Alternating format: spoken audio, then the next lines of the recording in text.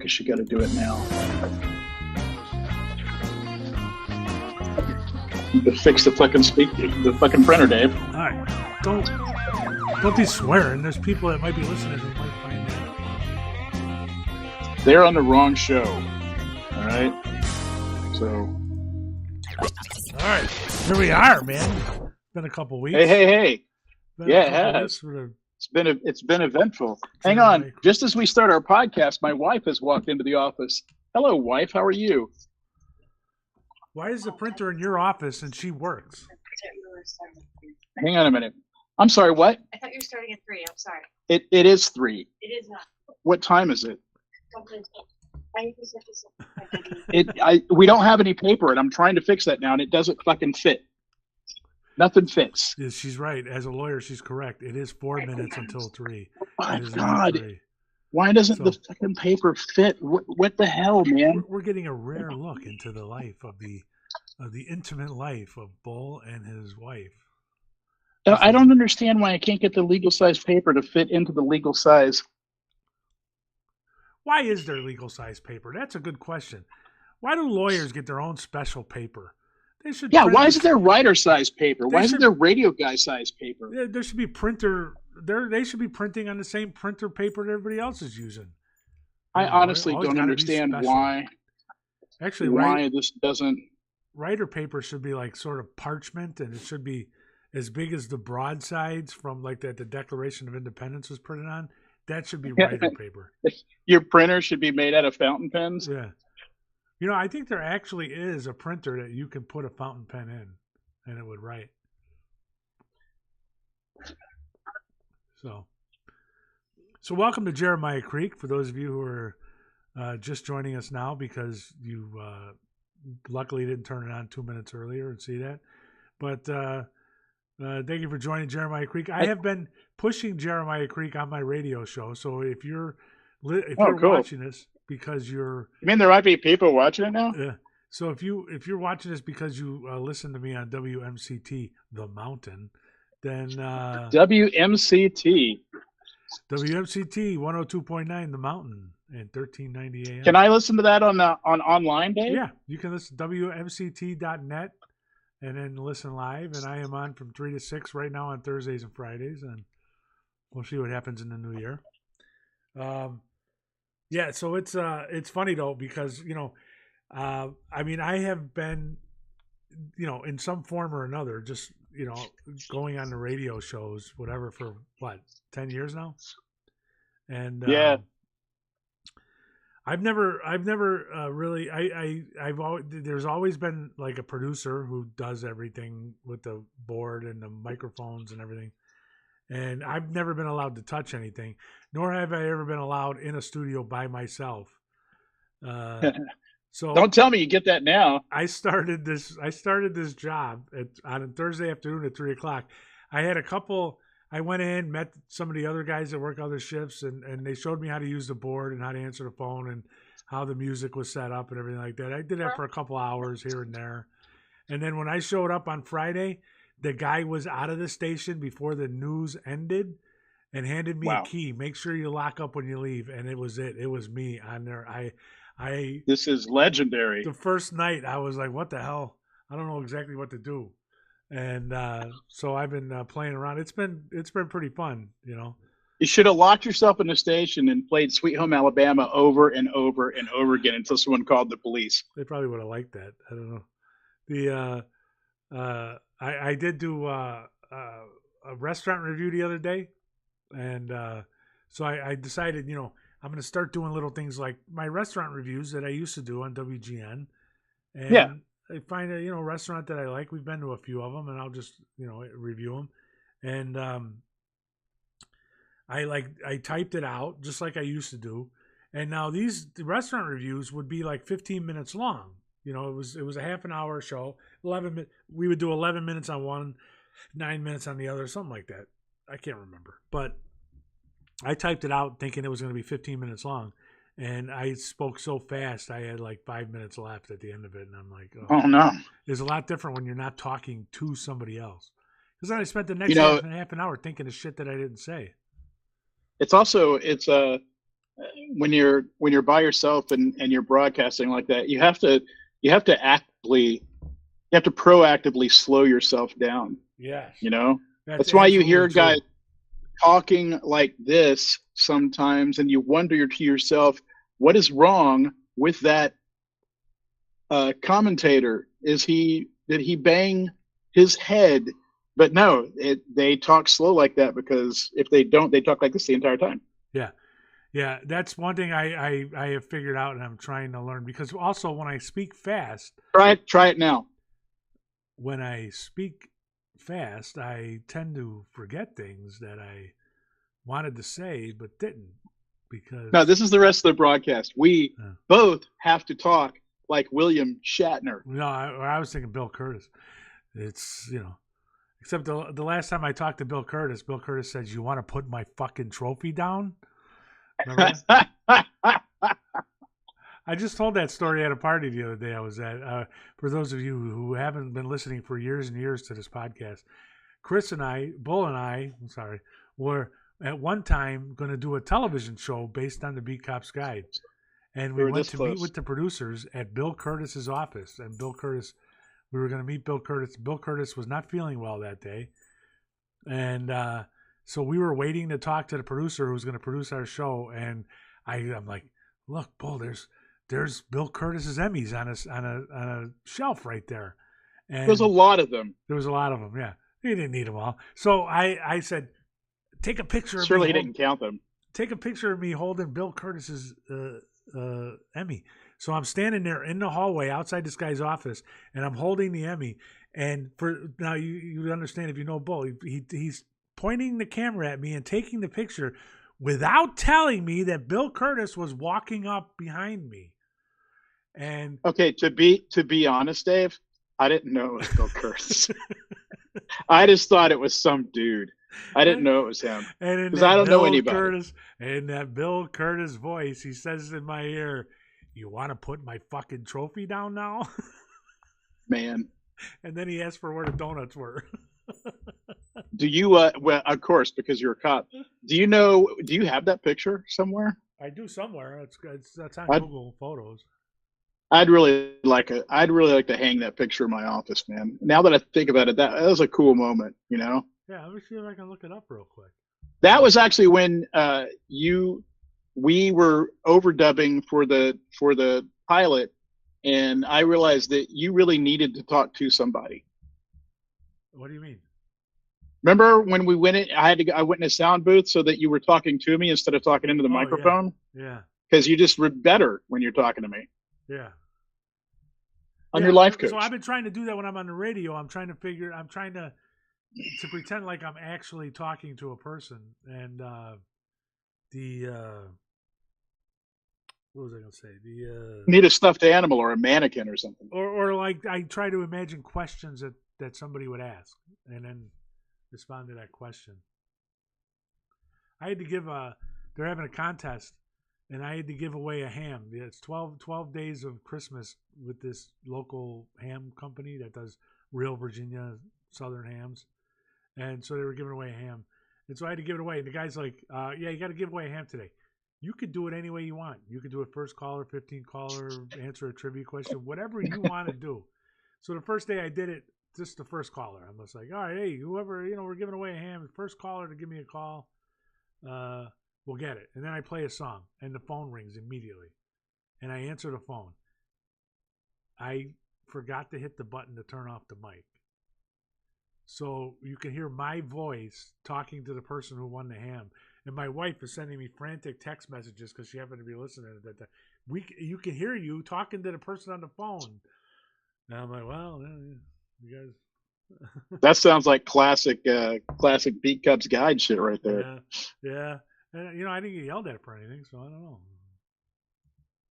I'm looking for so, do they have to come to the station to pick up their ham, or are the hams mailed? Well, they come to the station. They have to pick up the gift certificate for the ham. I don't know how I think they can go in and pick it up at the Silverstone store, or they can have it delivered. I'm not sure.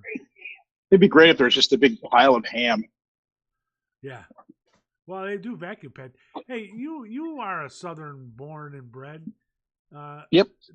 The ham that they make it is is pretty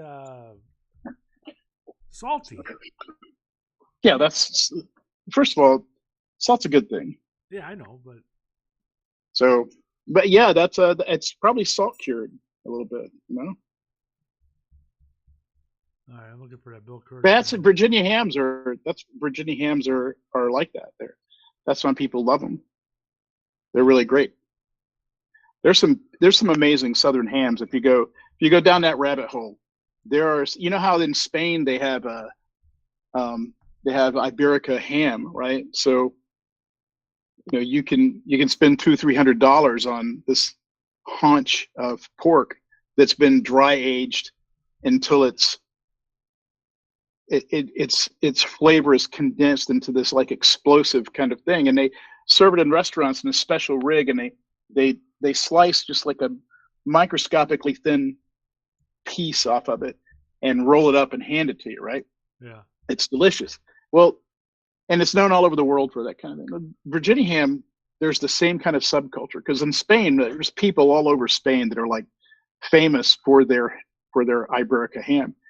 And in Virginia in the South, there's people like that too for their hams, but it hasn't really caught on really outside of their small communities, you know. But there are people in the South that are revered just for the way they smoke their ham, or they cure their ham or something. Saying it's like pork, it's like barbecue, right? Same people, same genre or niche or whatever. There are people that freak out over pit bosses, right? Yeah. Well, and I mean, you see them; they have like their own TV shows and stuff. Well, there's the same culture for ham. It's just not as well known. Huh. And sausage too, man.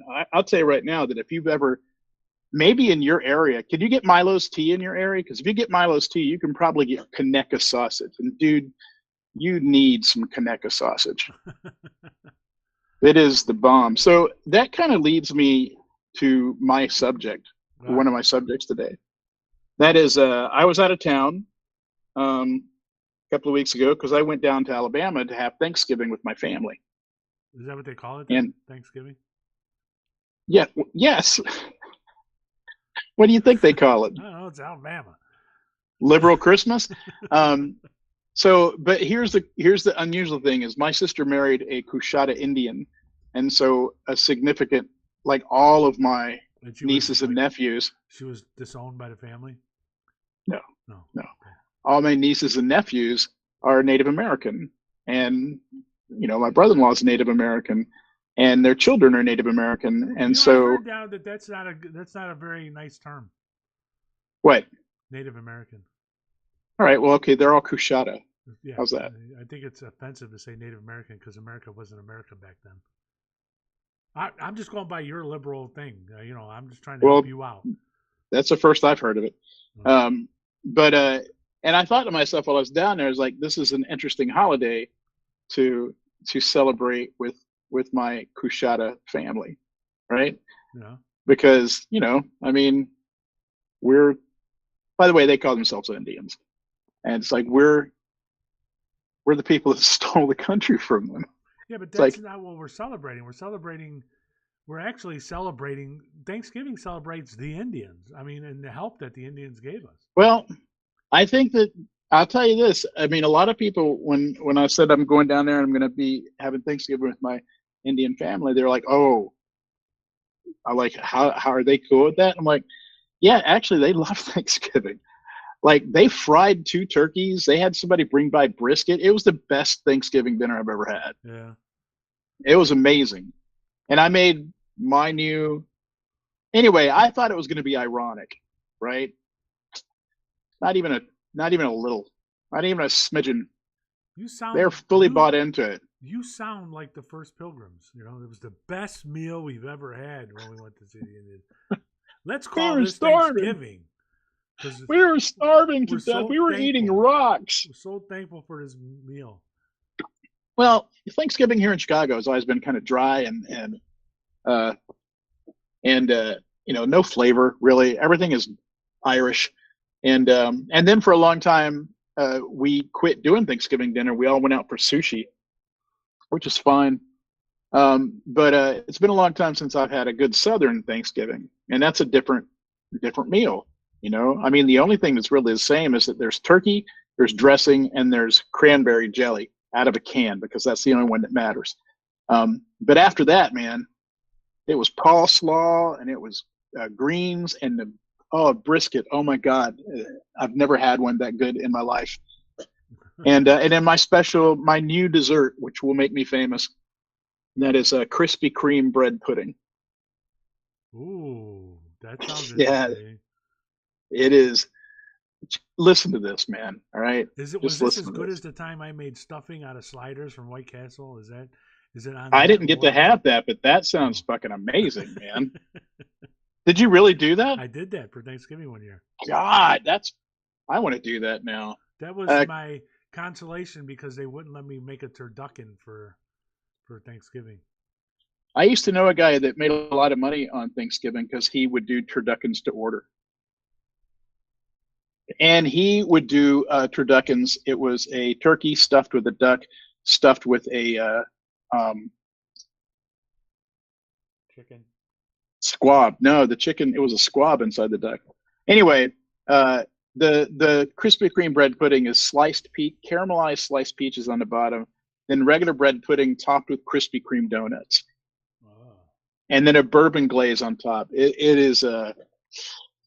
is damn good, man. So for Thanksgiving, we went back to Chicago and had Thanksgiving at our house for the last time with the kids and everything. Aw. Yeah. And is it gone now? Tomorrow. Today was the final walkthrough. Everything's fine. The new owners are already saying the first thing they're going to do is going to build a 2-car garage. And I'm like, I always wanted to do that. Just could never. Yeah. And yeah, everything's closing tomorrow. The kids went today, took a picture, walked through the house the last time, and got our, got the last of our stuff out of there. So, but we had to get ready for Thanksgiving. And then on Friday, we literally packed everything up. And then Saturday morning or Saturday at noon, the movers came and started loading the trailers, and we left on Saturday afternoon. And I think if I ever move, it's going to be movers, trucks on one side of the street, and 1-800-GOT-JUNK on the other. Because my whole garage is going to go. I have to say, this company that we hired would do that. They I was very impressed when my daughter hired these guys, and what they did was when my daughter moved, they decided to get a U-Haul truck, and their thinking was it's not as difficult to unload the truck as it is to load the truck. So, which I thought was a little nuts. And then my daughter hired these guys, college hunks, that came and they packed everything up, and the college hunks came and loaded up the truck, and damned if she wasn't correct. Once the truck was loaded, we drove the truck to the new apartment, and it was much easier to just unload the truck. It took us the same college hunks. And that's like people that hire hot maids, man. Yeah, I wish but they were phenomenal. So since they did such a good job for her, we hired them to do basically the same thing. They loaded up the trailers, and packed everything in what I did not expect to get everything in both the trailers. I was going to leave more stuff for the new owners, but they got it in there, and then we took off, and then we got sort of caught in a snowstorm. It was sort of we wanted to get to Lexington to stay at a hotel, but by the time we hit Louisville, it was getting pretty slick, so we decided to stay. Yeah, the South doesn't do snow very well. No. They don't have the fleets of snow trucks like we have up here. And it's all hilly. When it a couple of years ago, when there was a really, really bad ice storm in the part of Alabama that I'm from, just outside of Birmingham, people stranded. It was an emergency because they don't have salt trucks. And so and it's all hills. It's like this, all curves and hills, 1,000-foot drop on either side. You know what I'm talking about, because it's like that where you're at. And they were like, people were just getting out of their cars and walking to people's houses nearby and knocking on the door and saying, "Can we stand in your house so we don't freeze to death?" Because they ran out of gas. Yeah. Just sitting there. It was terrible. So I have you mentioned earlier when we were getting ready, the cat was staring at me, and you were like, "Well, he's probably wondering where the dog is." The dog is in the living room right now. So we ended up not. We were supposed to. I skipped the last radio thing because our podcast, because that day we were going to be putting our dog down. Yeah, I actually did a podcast that day and said you were off putting your podcast out, so now you're making me a liar. Yeah, you are a liar. So we ended up not doing it, and because my son came up, and where I communicated very clearly with my son, I went back, looked at my texts, and maybe it wasn't so clear as I thought. I never actually said we're going to put the dog down Saturday, right? Yeah. I said, would you be okay? Anyway, it wasn't very clear. And he came up and goes, "Wait a minute, why aren't people coming over?" And I said, "Well, everyone's going to say goodbye to whiskey." And he goes, "What?" I was like, "Well, yeah, like I texted you, we're putting him down Saturday." He goes, "Whoa." He goes, "That's not what you said." And so first we had a little bit of an argument about that. So we didn't do it on as planned. And then I was like, "Well, I'll do it next Saturday." He goes, "Well," he goes, "I think you're a little early on this." He goes, "I think you're." All right, I'm sorry. I understand if you're not going to do it on the day you said because you didn't communicate the date correctly. But the dog's been going downhill for a long time. He doesn't notice that, or he doesn't notice the dog's in pain, or He disagrees with the where we are in that process, and he made a pretty damn good argument about it. Because the truth is the dog's still wagging his tail and still enjoying things and walking around, and I think maybe I was putting convenience over fact on that just a little bit. Wow. Because once again, fucker rallied, man. Well, I have to, and I told you this before when you were thinking about it. When we decided that it was time to put our dog down, the next couple days, he was in really good shape. And the vet said, "Yeah, they sense it. They know, and they relax. They're not, they know, they seem to understand what's happening." So if he starts all of a sudden getting bad in the next couple of weeks, then you know why. But you may be correct. The way John Garrido, the Garrido Stray Rescue, told me one time is, is the dog eating? Yeah. Is the dog obviously in pain? No. At that time my dog was not. She was just blind and deaf. And then then there's no reason to put him down. Yeah. And so my dog, he's having problems occasionally going up and down stairs, and he has to go down a short flight of stairs to get out the back of the house so he can go to the bathroom. And and whenever it's, my wife and I have different energies, right? And my wife and every other human has different energies. My wife is a comet on cocaine, a comet of pure cocaine. That's my wife. And she does everything at 1,000 miles an hour. Cocaine bear. Yeah, she has a cocaine bear. Yeah, she's a hot cocaine bear. So she works, at her office, and she comes home in the evening. And so I'm here all day, and the dog is chill. The moment she walks in the door, the dog has anxiety, and he walks around, and everything changes. Like when with me, he goes up and down the steps. He's like, he wants to prove to me everything's okay, right? When Colleen's here, he falls down the steps like someone shot him. He just, like, his legs quit working, and so she's, emotionally she's pretty wrecked about it because she doesn't really handle it well, and that's part of the reason why we decided to do this. And he is eating weird, but he's still eating anyway. There's a lot to talk about in a dead dog, but he's still around, man.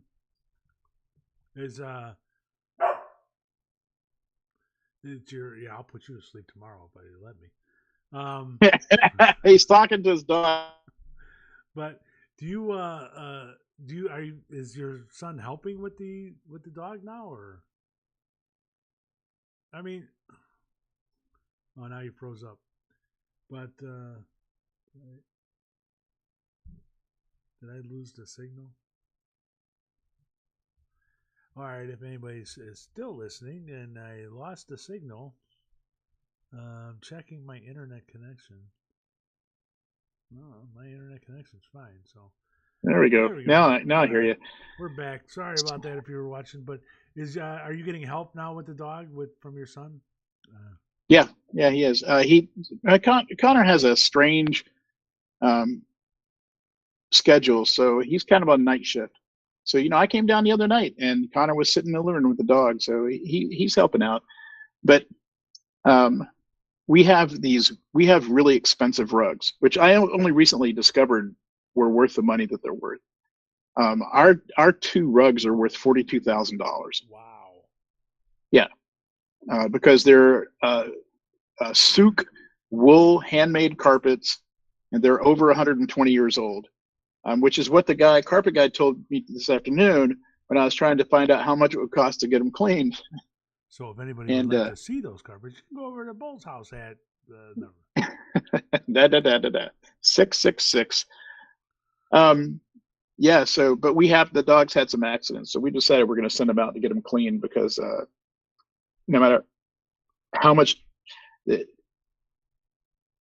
One of the accidents happened when we were out of town, and it metastasized into like crystallized ammonia or something. It's killing us. I thought we were gonna have to evacuate the house the other day, and I didn't realize we had these special pee pads laid out. All right, and we pulled one of them up, and I don't really understand how this works, but suddenly the house is flooded with ammonia, and I was like, something happened. We need to check the basement. We need to find out if somebody kicked over and then I was like, wait a minute, we don't even own any ammonia.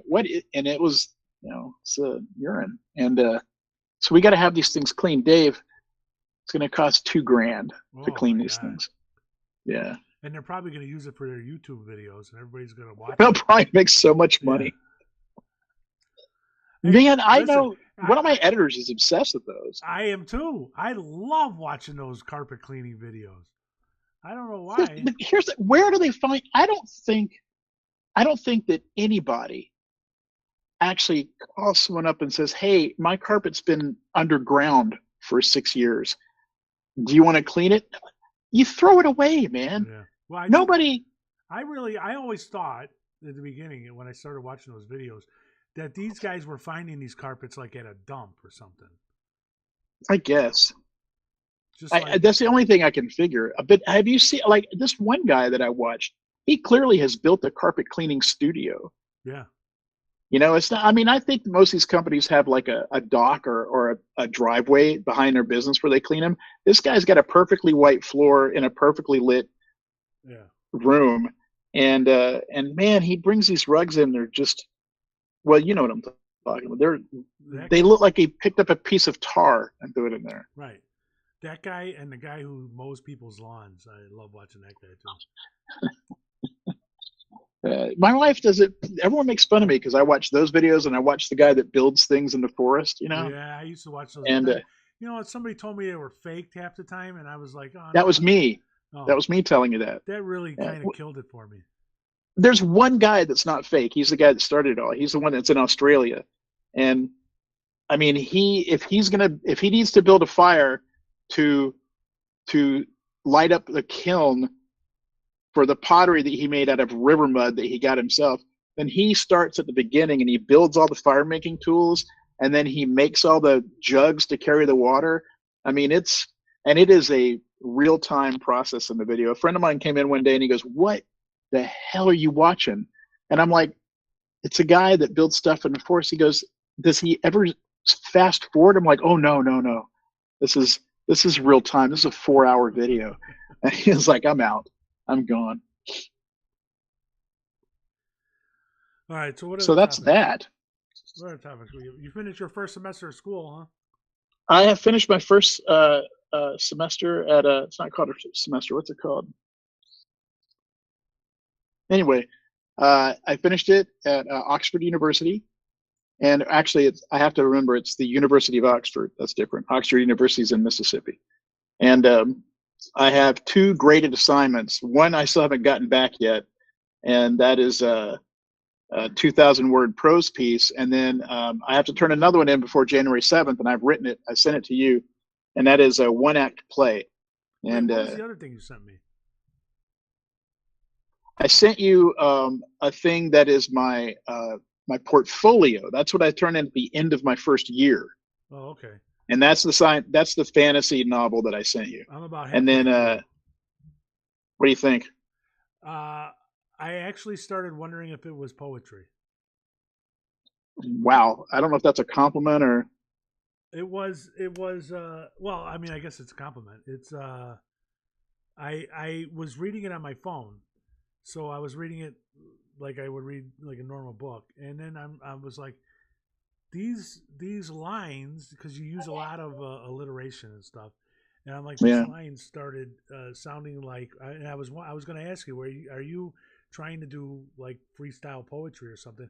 And I was going to open up my phone so I can look at it all lines to see if they were lined up right, and I just wasn't seeing it because it's on my phone. But no, it was pretty good. It had a really good rhythm to it, so that's why I thought it was poetry. One thing is too is what point of view are you looking at it? I was trying to figure out: is it the statues? Yeah. Is it the statues that are seeing everything, or is it the birds that are seeing everything? There's 3 points of view. The statue calls, so that when the statue talks about birds, he's actually talking about people. Oh. So he doesn't see a huge difference between people and birds. They both have 2 legs. And they're both stupid, you know? And so the statue is this sarcastic, is a gargoyle, and he's sarcastic, and he's ancient, and he's super well educated. And but he's also, you know, not particularly experienced with being around people because he's stuck on a building. And but I do have a problem with point of view because he narrates part of it, and then the girl narrates part of it, and then the author narrates part of it. I'm worried that that's a bad way to do it, but it's too late now. I'm committed. Oh, okay. Well, yeah. So, and then the play is the girl is a very interesting character. I like her, man. How did you like the way she was introduced? I thought it was pretty good. I just love how the gargoyle worships her, and he says she's sanctified, and then the first words out of her mouth is just the worst cursing on earth. And I think it's fantastic. Is she Irish? I love Make it. her sound Irish. No, Victorian England. So it's 1884 in London, and it's in a fictitious part of London, middle of the Thames. There are islands in the Thames, but this one is fictitious. And then she's going to take a fictitious river north to sell coal, which is weird because usually the boats come from the north to London to sell their coal, but there's a reason for that. Well, so, but, I haven't gotten to that part yet. But the other thing I had a question about was, were you required to write something about London, or are you worried about it? Because most of the people in your class are English, right? Most of them what? Are English or British? No. I mean, the school is the school obviously is in England. If you make a mistake, it seems like it'll be like an American trying to write about London. I mean, I don't. And I wouldn't know if you made a mistake about any of this stuff. The Thames. Yeah, I've done a lot of research before I ever even started writing, and I've got a lot of maps to make sure that the things I write about make sense geographically. And I've done a lot of research about the time, so that the things I don't have her use a piece of technology that didn't exist, you know. And believe it or not, I'm doing a lot of research on statuary and gargoyles and plat maps of Victorian England and ownership rights in Victorian England. So my details are pretty sharp. There are details that I screwed up. Like for instance, when I was 30,000 words into it, I realized that I had her taking coal to a coal mining town. That's pretty dumb, right? it's usually the other way around. So I'm like, I'm not going to rewrite this thing. What do I do? And so I turned it into a smuggling operation, and the coal is just there to cover up what they're smuggling. Oh, okay. And then I realized that I had another thing that I still haven't figured out yet, and that is that I had her going up through all these locks, right?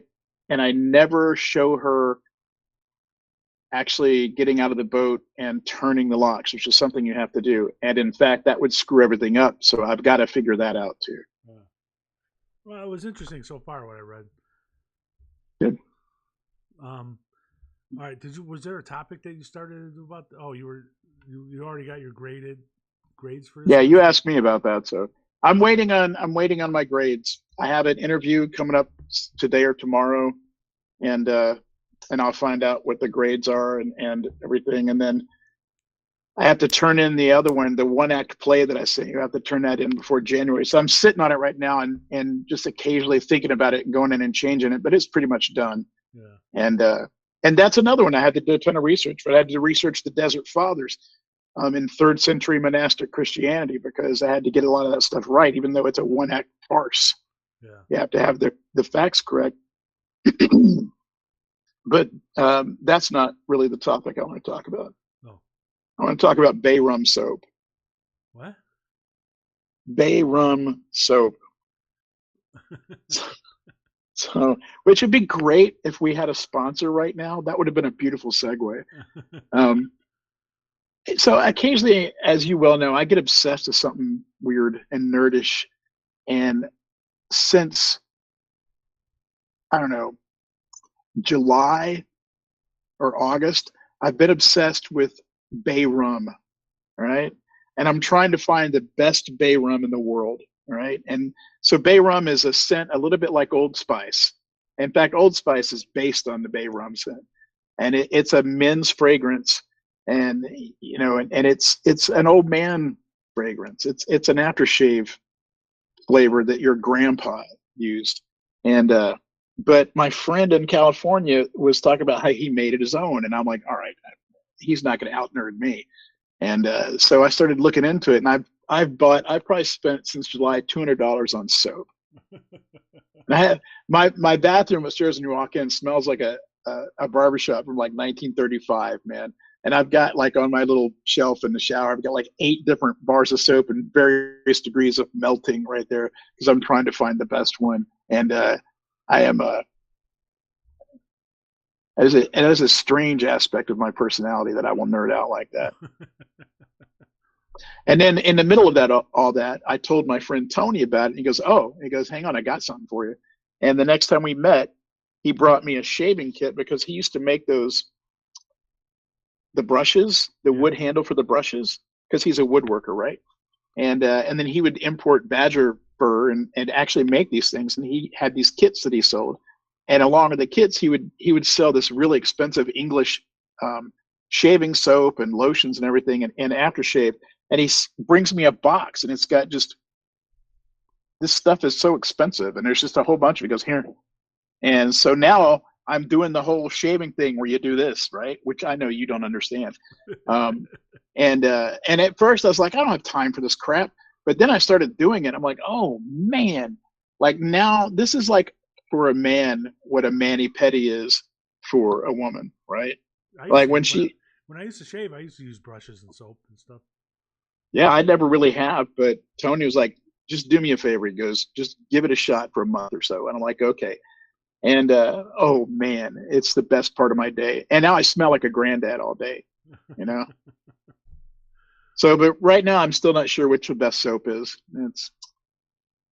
I may have to start all over. I don't know. Let us know when you find it. Yeah.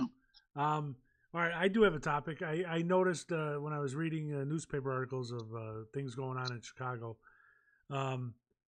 they're talking about, there's really nothing to spend money on apparently in Illinois because they're deciding whether or not they want to change the state flag.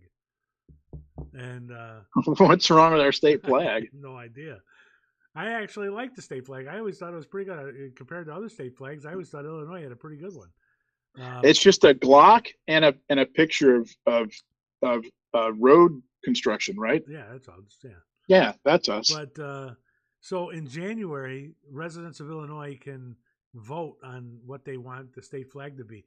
And I was reading the story, and I was glad to see when I finally read the story that they included the current state flag as something you can vote on.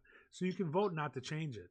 So like I'm thinking we should try to get everybody to vote not to change the state flag. When does this vote happen? In January. It starts in January. But you can look up the flags. Busy in January. You can look up the flags like online right now. I don't know if we can put it up without, I don't know, who knows. But yeah, so like you can add it in afterwards. I heard some people talking about how, with all the things going on in the state, do we want to spend the money to change all the flags, all the state flags? If you change the state flag, that means that the state's going to have to buy however many flags are put up, or cities. I don't know who pays.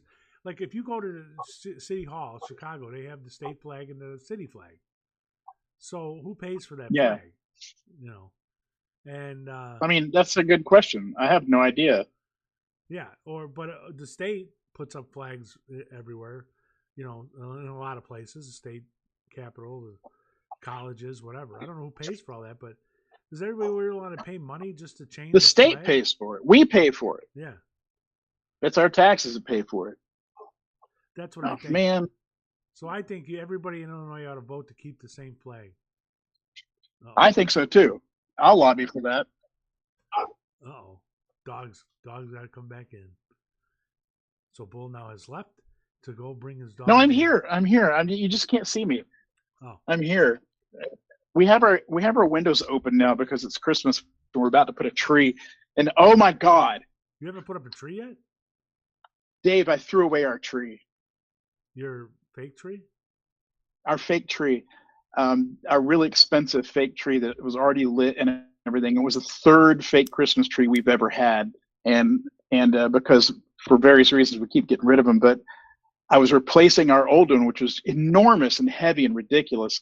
And long story short, I accidentally threw away our Christmas tree. We found out about it Friday. Oh, wow. Right. So we've been obsessing trying to find. We went to Target and I called him up and I said, "Do you have pre-lit Christmas trees?" He goes, "Yeah." He goes, "Back in seasonal, you'll see them on that shelf and look underneath and you can get the box." I'm like, cool. He didn't mention there were only trees they had left were the Charlie Brown trees. Right? I'm like, God. But we found one on everything we found on Amazon. As soon as we tried to buy it, it goes out of stock.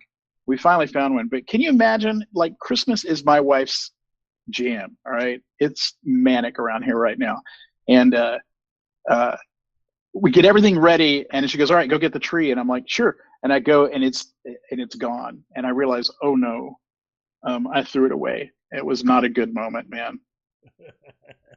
She was cool about it, but it was I have not felt that dumb in a long time. So I threw away our fucking Christmas tree. Well, I made friends with a guy out here that owns a Christmas tree farm.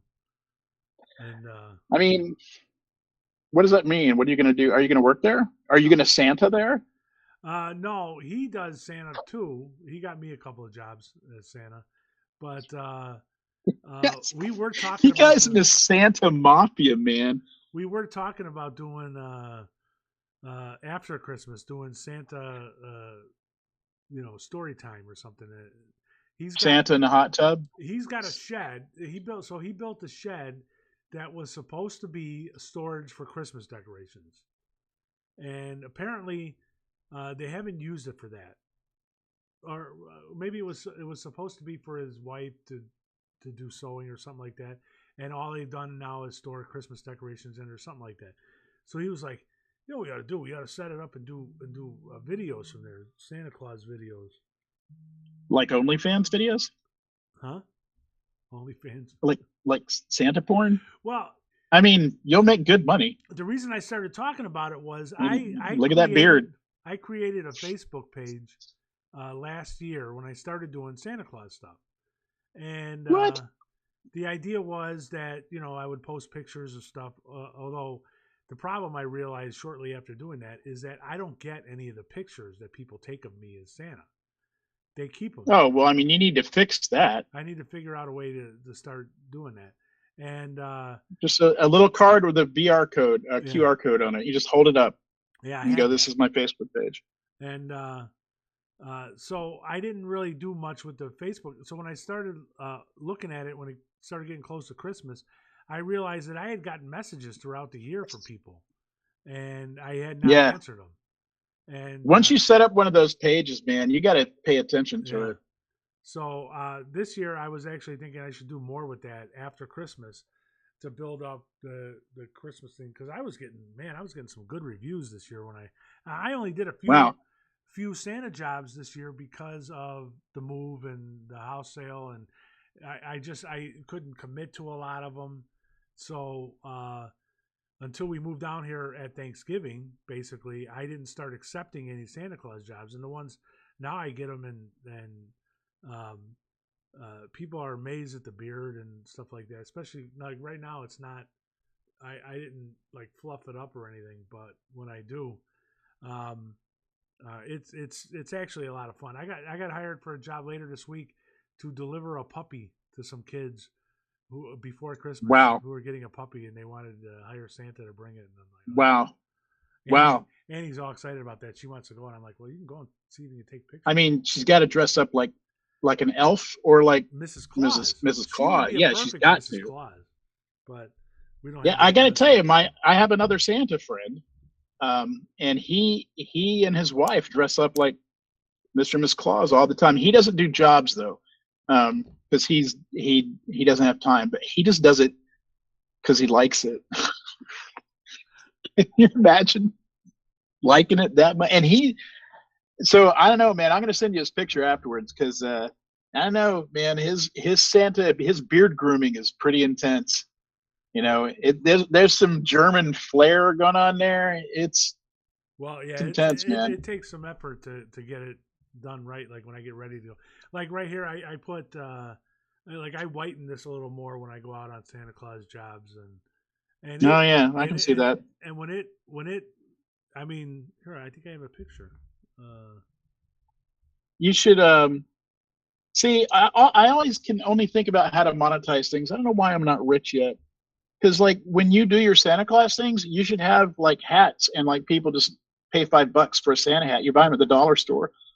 You know what I mean? Yeah. So their kids can get a picture with the hat when they sit in your lap. Let's see. Put it in afterwards. Yeah, I could do that. I don't Yeah. know. I was just gonna see if I can like put it up real quick. I think you should use this experience, Dave, and you should write a movie script about like professional Santa Clauses and like, you know, with like I don't think it's been done. I don't think so. But just the whole make a fake documentary about the terrible rivalries in the professional Santa community, right? And then halfway through the documentary, you find out there's a whole, oh, okay, we need to collaborate on this. You find out there's a whole subculture of Christmas elves, and they're like a little mafia, right? Oh, this could be a lot of fun, man. This could be a lot of fun. We should do that. Fake Santa doc.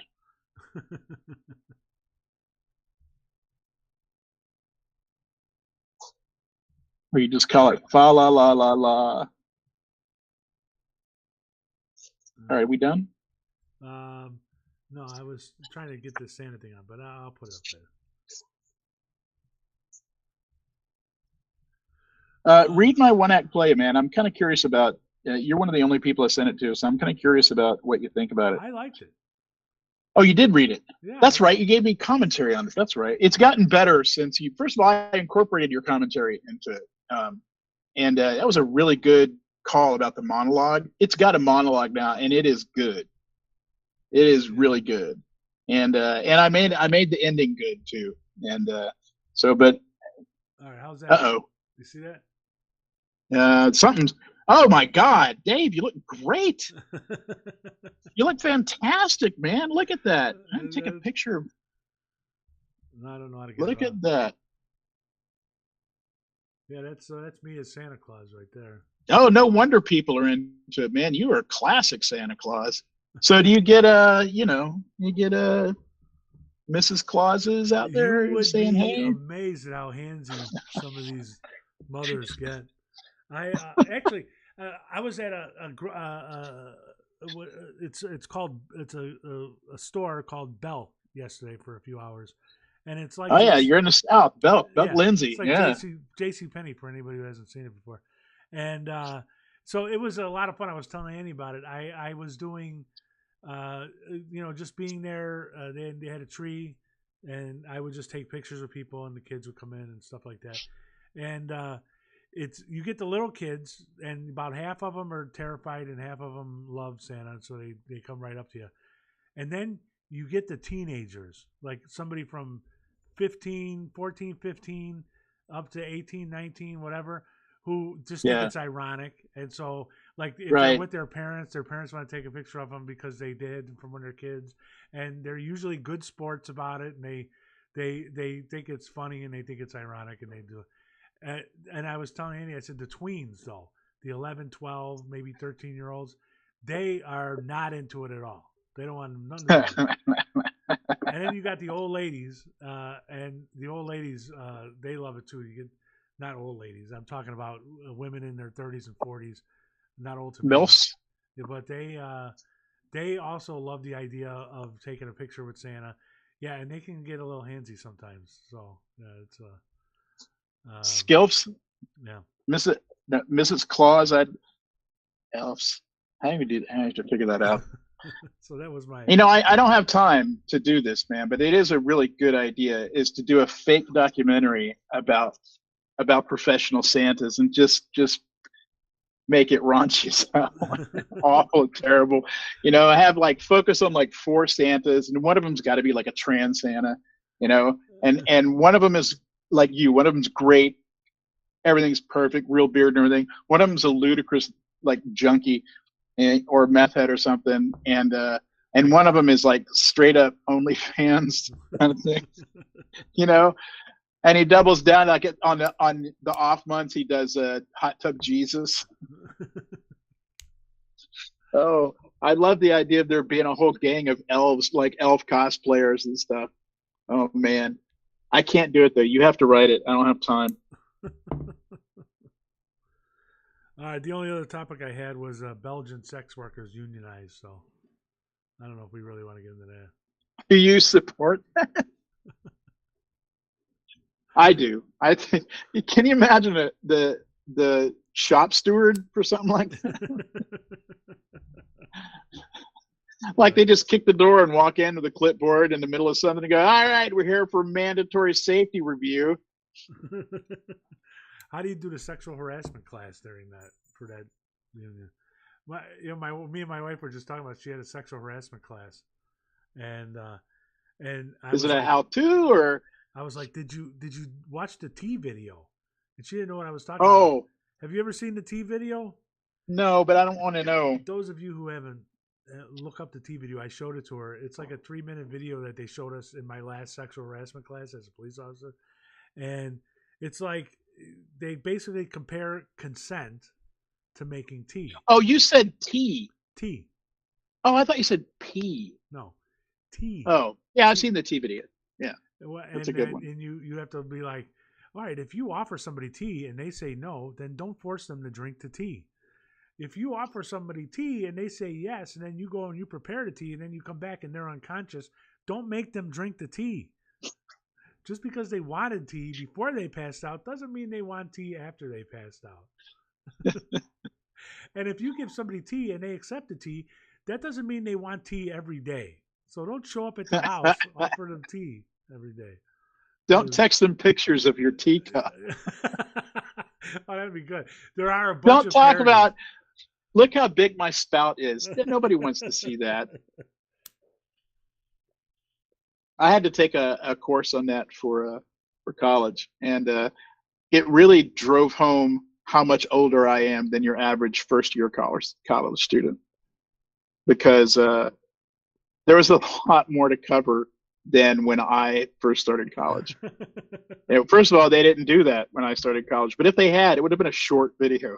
All right, this was like an entire class with many, many parts, and it covered many, many situations. And I'm like, oh my God, am I so glad that I'm old and decrepit and don't have to worry about that anymore.